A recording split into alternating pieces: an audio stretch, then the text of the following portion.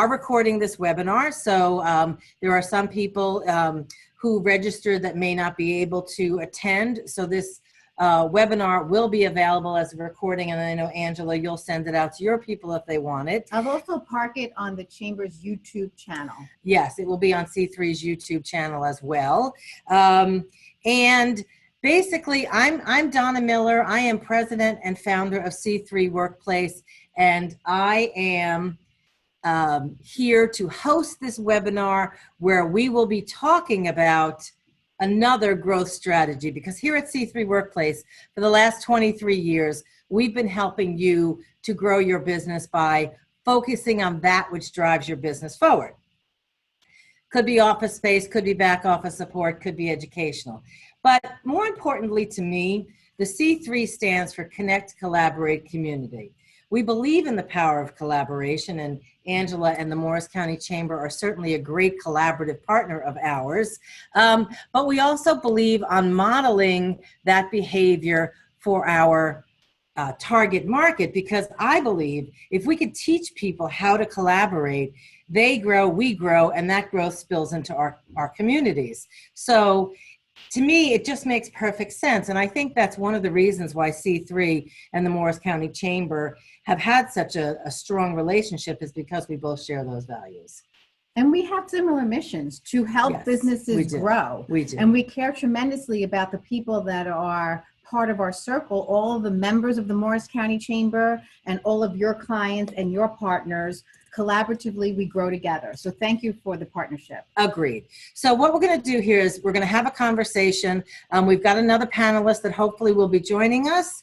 But we want you to know that you can, if you have questions, we'd like for this to be an interactive conversation. So if you have questions, you can either put them in the chat window of your Zoom or type them into Angela's Facebook. And hi, Laura Berman, Fort Gang. It is so good to see you on there, and you can watch the recording because you have to run. So, and just so you know, if you're not friends with me on Facebook, you could still see the video because I have it posted as public. Yay, very good. So they would look up your name? They would just look up my name. See, now I learned something today. This was a good use of my time. Hey, Kim Luthi, how are you? Okay, so let's talk about gratitude. First of all, Angela, let's be really fundamental here. Let's talk about, how do you define gratitude? Just plain old, how do you define gratitude? Taking myself out of the equation and understanding that every person that is in my life adds value when I give them an opportunity to actually be present in my life. So I define gratitude simple as appreciation, really having a deliberate mindset of understanding how when people are in my circle and adding value to my life, it really helps me to be better for others. Right. And I think it's so appropriate that we just all finished eating more turkey than we care to eat. You know, I think we'll all take a good break from turkey. I know I am. But Thanksgiving really is my most favorite time of the year, because I agree with you. I think gratitude is about showing appreciation. But what I really like about gratitude, and what I always try and get across to people, is I try to encourage people to be grateful for the many, many, many things that we take for granted. We are incredibly blessed. We don't struggle for food, shelter, water, or some of the very basic things that so many people struggle for. And so I think as we come into this holiday season, having just gone through Thanksgiving, that's really why we chose this topic right now, is as you move through this holiday season, I hope that you will open your eyes, and we're going to talk about some of the ways to use gratitude, but open up your eyes and almost your heart to really look at what is around you and what is it that you can and should be grateful for. So, Angela, let's talk about how our audience might be able to grow their business through gratitude. Now, I know that when I talk to my clients, my Earn More participants, I will always say, how many people get the the majority of their business from referrals, and I get, 95% of the hands go up. Well, to drive referrals takes gratitude. A tremendous amount of Right. gratitude. So talk to us about your approach to referrals and gratitude. Sure. The first thing that I would encourage people to do is to actually budget time to show gratitude, the same way that you would budget time to prepare for a networking event, attend the networking event, and follow up after the networking event. And when you do receive a referral from somebody, I try to always pick up the phone and call that person who gave the referral, especially if it led to a one-on-one meeting that's going to lead to an opportunity for us to do business together, or that I can now use this person as a resource in my business. So I would call the person up and I would say, for example, Donna, I want to tell you how much I appreciated the fact that you sent me the referral of John Smith. Let me tell you why John Smith was the absolute perfect referral and the perfect introduction for me. And let me tell you how the meeting went. And let me share the success story that I expect to come out of this.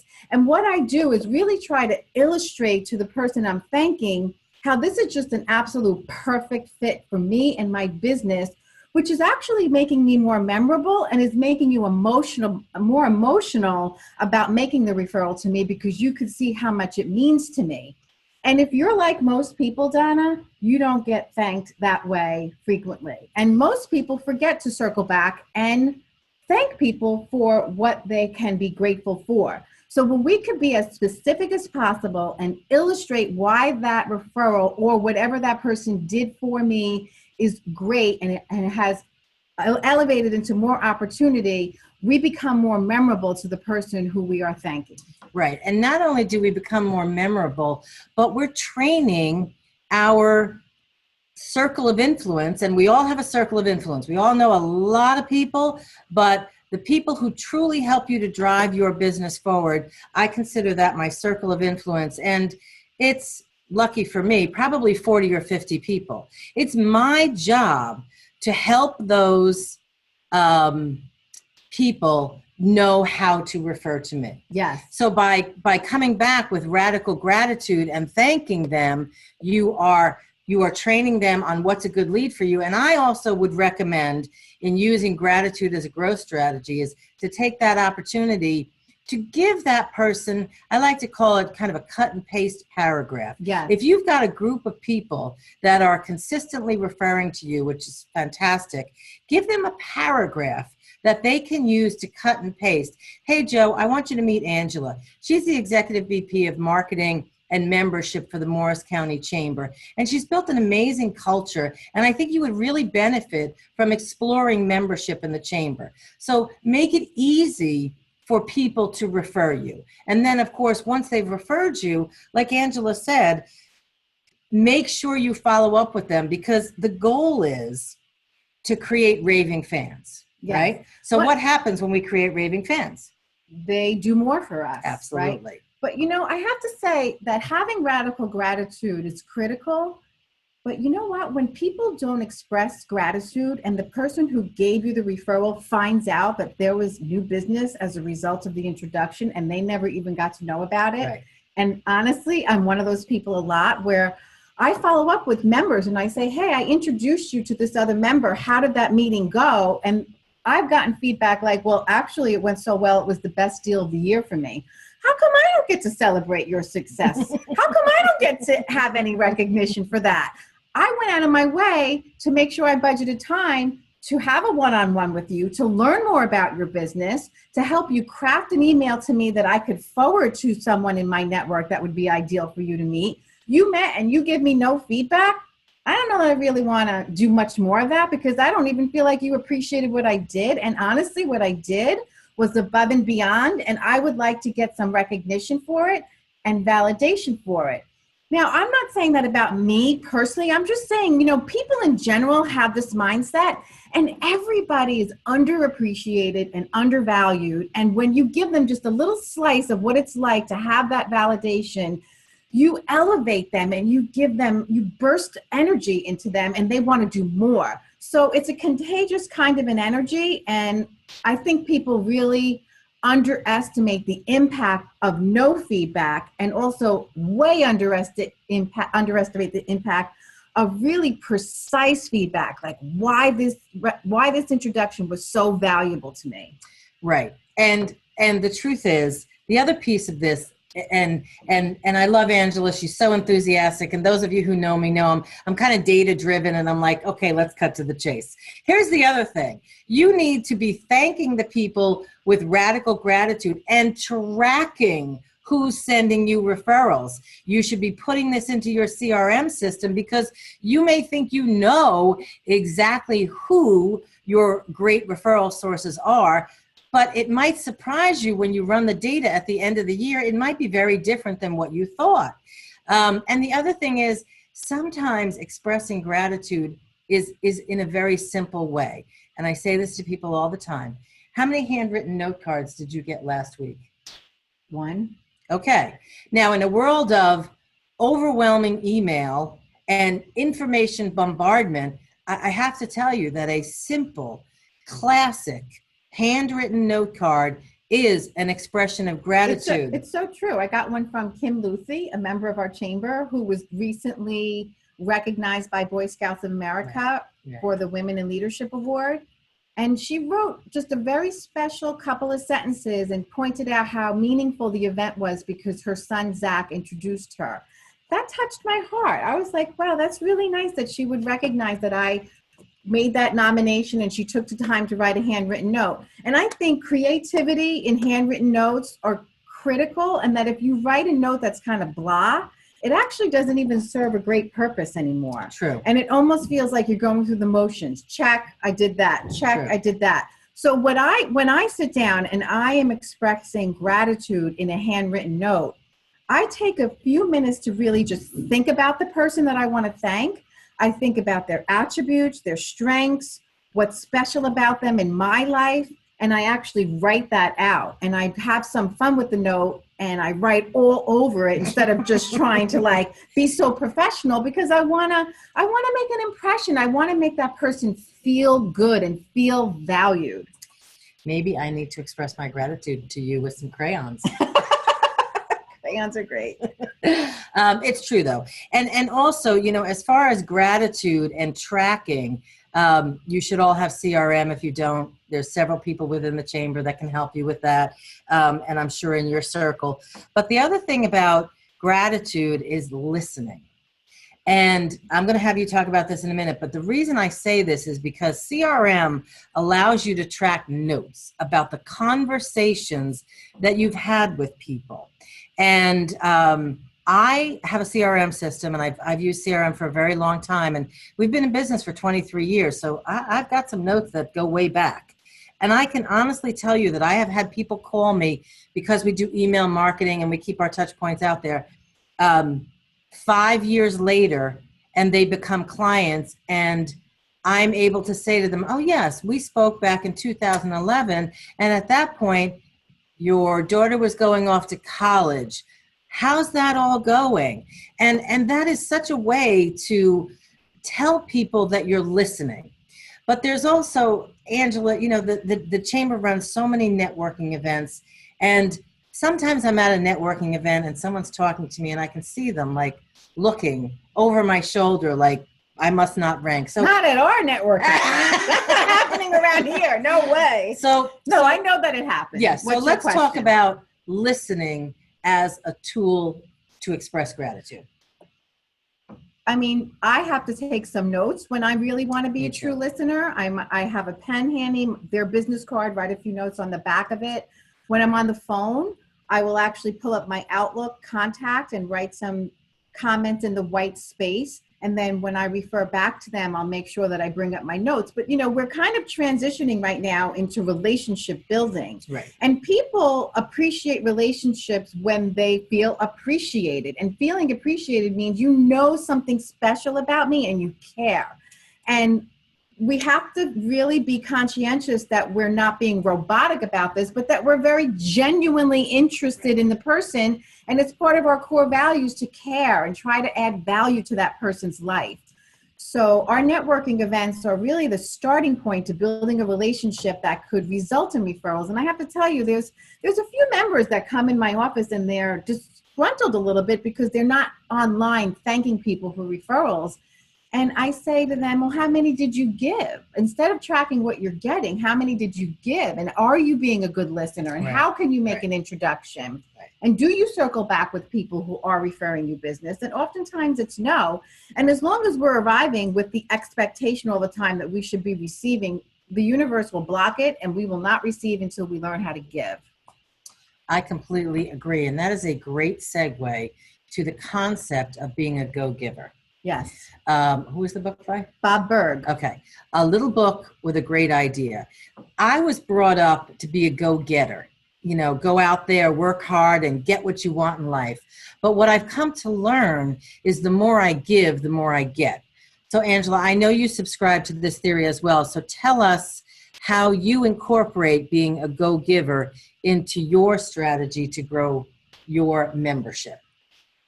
Well, one of the things that I am very conscientious about doing is actually tracking my introductions. So I don't wait very long to build relationships with new members. I work hard at saying, can I please do a one-on-one with you? And I got really good at asking questions and uncovering how they deliver value to their clients or what their culture is like internally with their staff. Because if I could learn about that, I feel that I could tell a better story. So I remember when Rachel Durkin, one of our members from Paradigm Marketing and Design, was honored at the Economic Outlook Luncheon a few years ago, and she spoke at the podium, and she talked a lot about her culture and how she is investing so much in her staff to be leaders, not because they don't have a piece of equity in the company, but leaders in that they're leading their clients into more success. And I can't say how important it is well enough for people to understand that we not only need to be investing in our staff and ourselves and our clients, but just the general community and get that vibe out there that you are a giver. Right. And don't expect anything in return. Just try to make it part of your value system. Too often, workers are ignored. They're asked to perform jobs that they don't have the skill set for. They're given deadlines that are impossible to meet. They're overwhelmed. They don't understand how to set up a strategy for success, and we expect them to deliver. And I think as leaders, we have to invest more in our people, more in ourselves, so that they could show up in business with more value. Agreed. And, you know, the slide on our screen has the Go-Giver model, and it's about creating value, touching lives, building networks, being real, and staying open.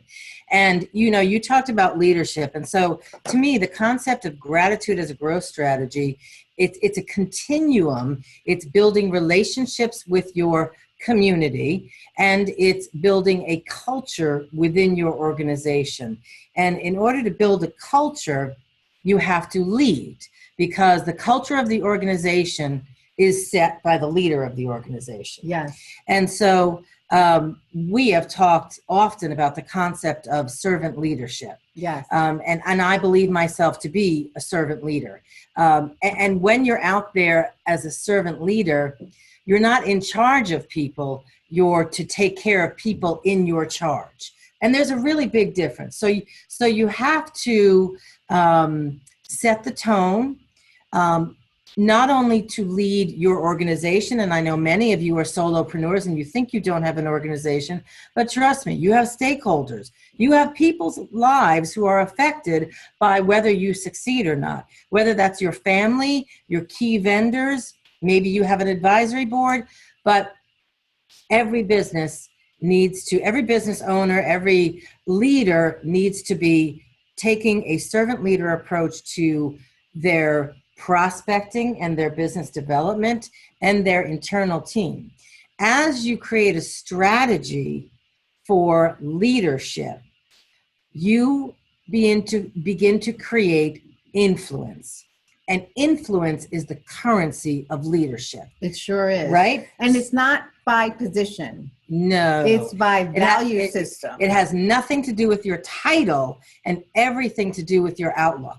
Yes, absolutely. And you know, One of the things that I think people who are new to networking or even seasoned networkers or a brand new entrepreneur have the wrong opinion about, in my opinion, is they have to grow their network so enormous.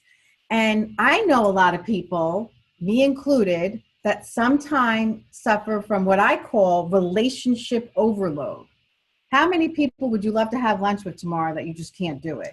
Or before the season is over to show them your appreciation, you just can't do it.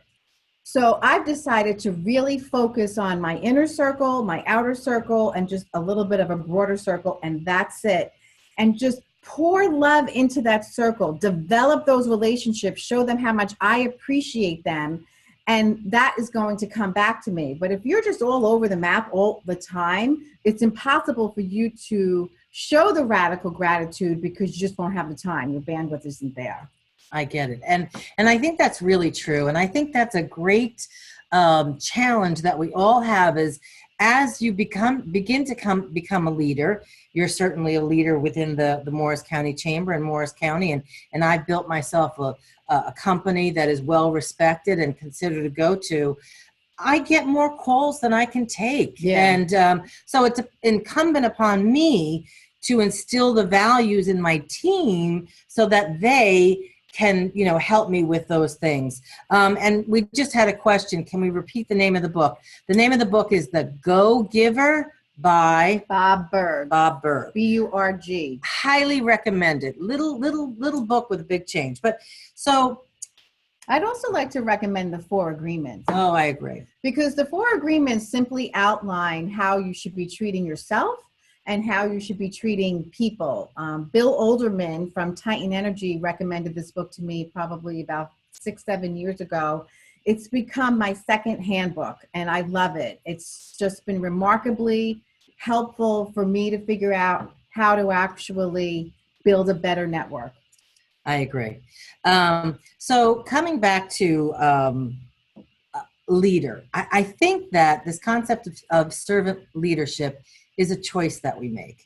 I think it's based on our values, and we have to choose to define our values. And I think how most companies do that is with a mission, values, vision statement. But then we have to live those values out loud. And we have to, you said before, one of the things that I really believe very strongly is that, and this is not a political statement, it's just a blanket statement, our world is very broken. There are so many things that are wrong with our world, and I can't possibly begin to fix those huge, wicked problems. But what I can do is by being a servant leader, by choosing to lead a company that's a force for good, that believes that we need to give back to our communities, I can have an impact locally. So if I can have an impact and give my heart to someone, give an hour to someone who can't afford to pay me, but I work with them for an hour because I feel really passionate about what I do and passionate about helping small businesses grow, I don't know where that is coming back to me, but what I do know for sure is it comes back. It absolutely does. And we should never have the expectation that it comes back from the same person, right, but just that it will come back because the universe will take care of it itself. And I just think there's too many people walking around in this world, like you said, a broken world, who think that they don't matter or that they don't count and that they're not important. And when you write cards out and say, you matter, you're important, you count, I value you, here is why, you are building a relationship based on appreciation and gratitude, and that just infuses so much positive energy, and people will want more of it. So they'll constantly be giving you more, and they'll be unconscious about it so that they can receive more of that validation. Right. And I think that you can't talk about gratitude as a growth strategy without talking about leadership. You can't talk about gratitude as a growth strategy without applying it to prospecting and business development. Can I just say one thing I just thought of really quick? Yes. I think that for someone to be truly authentic about gratitude, they have to be healthy. Okay. And I'm not talking about physically healthy. I'm talking about mentally healthy, Mindset. spiritually healthy, emotionally healthy, because we can't recognize strengths in other people and how they're adding value to our life if we don't show up in life balanced. So if we're broken, we need to fix it. And what I love the most about some of these self-help books and podcasts and things that I read and talk to other people about is what I've learned about self-talk. And, you know, some days I'll wake up and I'll start with the negative self-talk, and I catch myself. I'm very conscientious about this. And I will ask myself, Angela, is this really what you want to be thinking about right now? You have a choice to think about anything in the world right now, to talk to yourself in any way that you want to.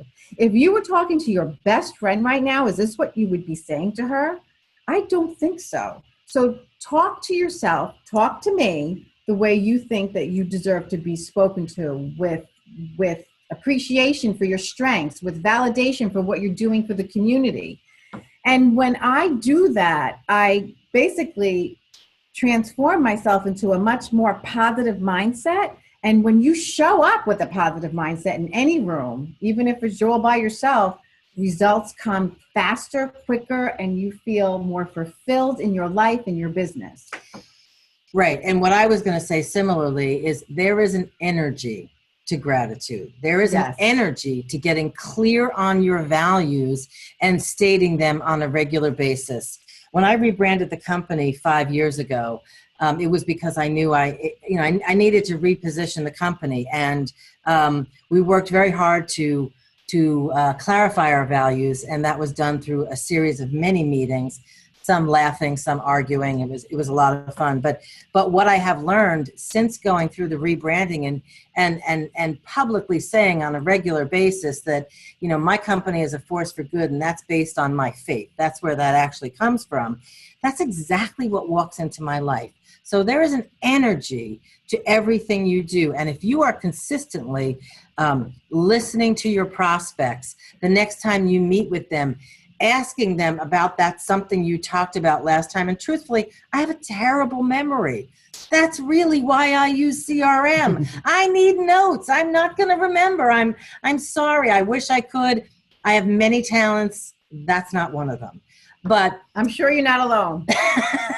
But there are tools that we can use to truly express gratitude. So it's this culture, it's this energy, which ultimately creates momentum. And that's what I've seen happen for my company in the last couple of years. Yep. We are authentic, we are real, we under-promise and over-deliver, and we thank people. And the other thing is, the thing I love the most about this is I firmly believe that if you lead your organization and conduct yourself with an attitude of gratitude, you will create such a compelling differential factor that you will not have to compete on price. So when you talk about gratitude as a growth strategy, without a doubt, it's going to drive more referrals. It's going to help you to build the right circle of influence, and it can help you to charge more, because when you are sought after, when I teach the Earn More program and the alumni come back and they're doing great and I'm so busy, I can't. Well, if you're so busy and you can't, then guess what? Raise your price. If your close ratio is 90%, raise your price. So this is nice and touchy-feely and it's all good, but I am telling you, it affects your bottom line as well. So as long as it's genuine. As long as it's genuine. Can I tell you a frequently asked question from members in my office that are onboarding when we get on this subject matter is, well, I don't really have a budget to show gratitude. I can't really afford these gifts. And when I receive a genuine, well thought out, handwritten note that speaks to what I did for that person, it goes way farther than a bouquet of flowers or a box of chocolate candy or an invitation to lunch. As long as there's some kind of communication where we're both at the same level and we understand and appreciate what each brings to the table, and you can be there for me when I need to lean into someone, that is much more valuable to me than any budget you could put together to send out to your people. I think that it's great that if you have a budget, but I don't think that it defines showing gratitude. Right. And you absolutely don't need a budget. And all of this is also, gratitude goes hand in hand, being authentic. It's building trust. And we all know that your process is to get people to know, like, and trust you, but really you want them to know, like, trust, and try you. So being authentically grateful is one of the ways that you will accelerate that process. Again, accelerating your growth. One of the things I know for sure is that customer loyalty is getting worse and worse. People are jumping ships to save money or feel more valued with a separate vendor. So I started celebrating anniversaries. So if you have a client that's been with you for 5 years, 6 years, I would document that. I would want to know when a client onboarded and how long they've been with me and the projects and what it's meant to my company growth. And I would give them feedback. Hey, Donna Miller, did you know that you just celebrated a 6-year anniversary as a member of the Morris County Chamber and you've been on our board now for 2 years? We really appreciate your involvement. Thank you so much. And then I would broadcast that out through social media so other people recognize it. And the members or your clients enjoy that kind of recognition. And I think that will create more loyalty. And then she would say, can you chair this committee? No. But I'm grateful for the opportunities because it allows me to showcase our skills. And, you talked about acknowledging anniversaries. And the other piece of gratitude, and we touched on staff, but I want to come back to it because I think it's really important in our last few minutes here. And again, feel free to type in any questions you have. In my company, I acknowledge their anniversaries. Every time someone has an anniversary, they get that number of roses, and I send the roses to the office, and I have a nice note that goes with it. But if you have a staff or even key vendors that you show authentic gratitude towards, and because of that, they are happy and more fulfilled. And unfortunately, I know you have a statistic about praise in the workplace, but the truth is, people, of course, they work for money, but I think they are more motivated and it hits their heart more when they are appreciated, and appreciate them publicly. Whether it's a client said something good about something you did, post that on your social media. Today, Tasha received an email that she did such a great job. And the truth is, if you have a happy staff, you have a more productive staff. That productivity and that happiness is conveyed to your prospects and your clients. And guess what? It will ultimately hit your bottom line. So the statistic that I have is that according to a Gallup poll, over 65% of workers said they didn't receive a single word of praise or recognition in the past year. 65%. That is terrible. That is just terrible. It's just mind-blowing to me. Yes. And I think we need to learn and invest time in understanding how people like to enjoy recognition. Because I have people on my staff that when I point them out at a committee meeting and say, oh, she did such a great job, they want to hide under the carpet. They want to crawl under the carpet. And then I have people on my staff that are like, yay, I'm so happy I'm involved and this is great. So I would be mindful of that and try and deliver it from their perspective. And you talked a little bit earlier about the whole relationship building element of the gratitude. And one thing that I work really hard on is getting inside my member's head. Like if I was Donna Miller right now, and I was giving Angela this objection or this opportunity, and I'm looking for feedback, before I respond, I say, well, what would she want to hear? What does she want? What is she thinking about right now? What would be her objection? What would be her mindset?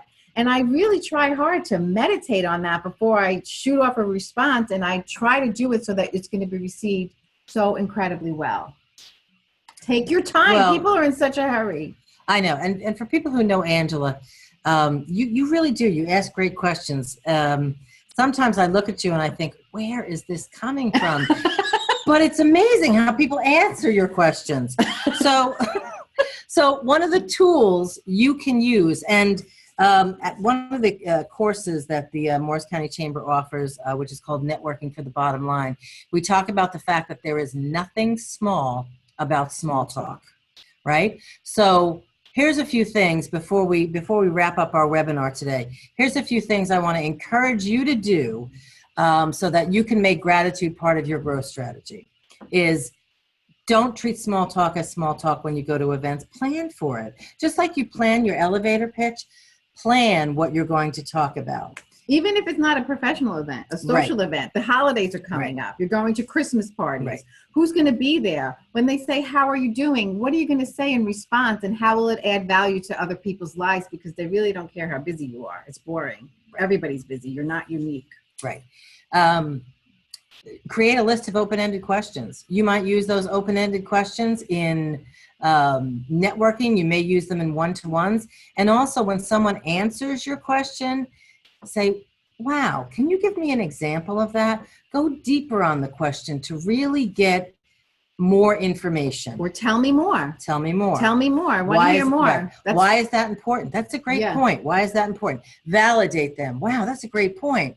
I never thought of that. Even if you thought of it 1,000 times. But again, go deeper, get more information, make the person feel heard. You don't know who's walking around that room who doesn't have the opportunity to have conversations. There's so many stories out there, we don't know them. So treat every person you meet with respect and genuine love and caring. So create your open-ended questions, prepare your small talk, express your gratitude in whatever way feels best for you. Handwritten note cards. I mean, it's the holidays. You might be sending out gifts.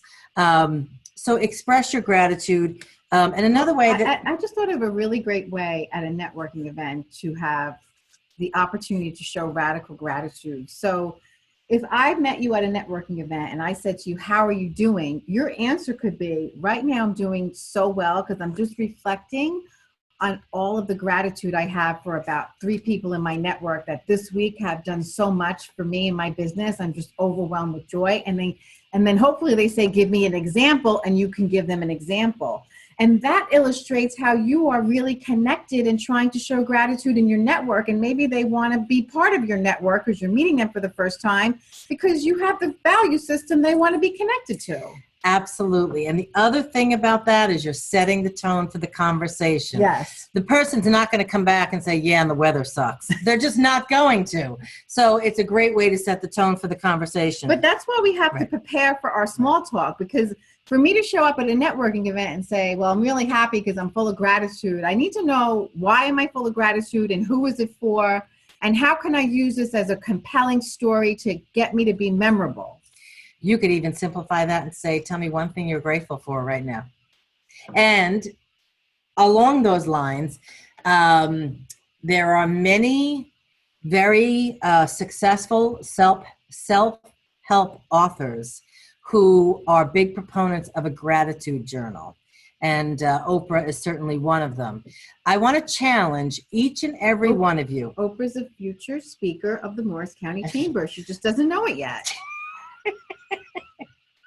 Okay, Angela. Yep. Putting it out there. Just putting it out there.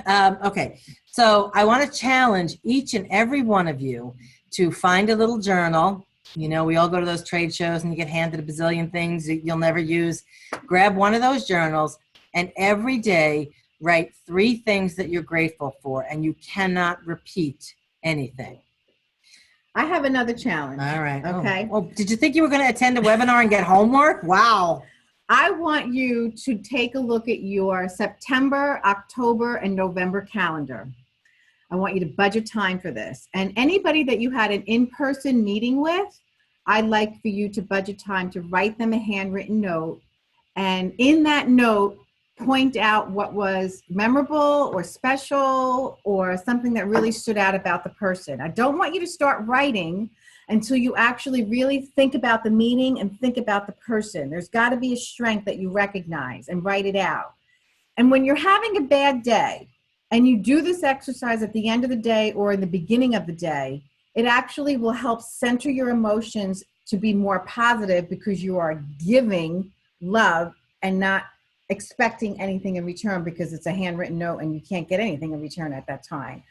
When I have a bad day, I go back on some emails that I've saved in what I call a brag folder. I drag the email over to my brag folder and I open it up and there's dozens of emails and I'll read why people like me, because sometimes we have a bad day and we feel unlikable, whether we don't like ourselves or other people don't like us.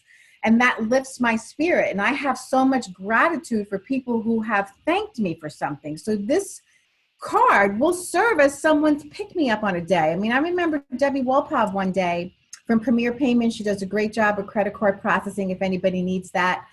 She actually sent me a text message of a picture of a thank you card that I wrote her 3 years ago that she still has on her bulletin board that she says, I read this when I'm having a bad day. Could you imagine if your source of someone's inspiration 3 years from now, because of the handwritten note you wrote today, showing them gratitude for the person they are and how they show up in your life? I get so much out of that when I read those past emails or past cards.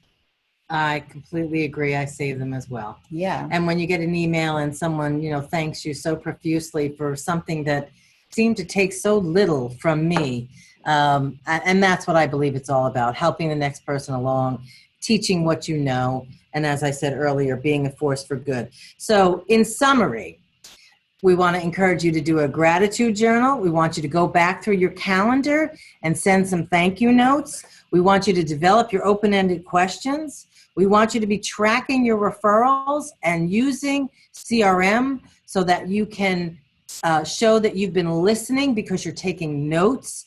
And I assure you, if you implement gratitude as one of your core values, it will absolutely help you to grow your business. You will drive more referrals. You will be able to charge more. You will have a happier team, and the happier team is more productive. And it is an absolute win-win all around. And that's why I felt so passionate about spending some time today talking about this, which is certainly a core value of mine. And as a servant leader, the thing I also find we all have in common is just about everyone in my inner circle volunteers their time to some charitable organization. Yes. You're on the Park Avenue Club, you were on the Boy Scouts, you're involved in your church, I'm involved in my church, I chaired the Salvation Army for years, I'm on the Morris County Chamber Board, and we don't do that. I didn't chair the Salvation Army Board to get business. I did it because I'm very lucky, and lots of people aren't. So I'm done ranting. Anything else you'd like to add, Angela? I just hope that we've inspired our listeners and viewers to really think more acutely about how they could bring more gratitude into the workplace. And just don't even forget to have gratefulness for what you are doing. Be grateful for yourself and your strengths. Oftentimes at the end of the day, sometimes I would always think about all the things that I left unfinished. Right. And I didn't have gratitude for the things that I actually completed. Right. And my business coach at the time, Cheryl Ellis from Ellis Business Enterprises, told me that was actually working very strongly against my personal development. That at the end of the day, when I have gratitude for the things that I've accomplished and the value that I've added, it will lift me up and give me more energy to come in the next day and really go for it. So give yourself more credit than what you do. Love yourself more than what you do. And be a force for good, as Donna says, for others. And be the light that shines in people's souls and hearts because you've shown them that you really do care and you have a lot of appreciation for who they are.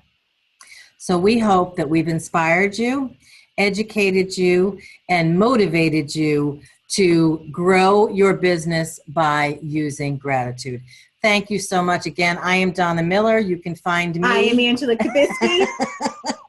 You can find me on the web at c3workplace.com. And of course, morrischamber.org. Our mission is to help businesses grow.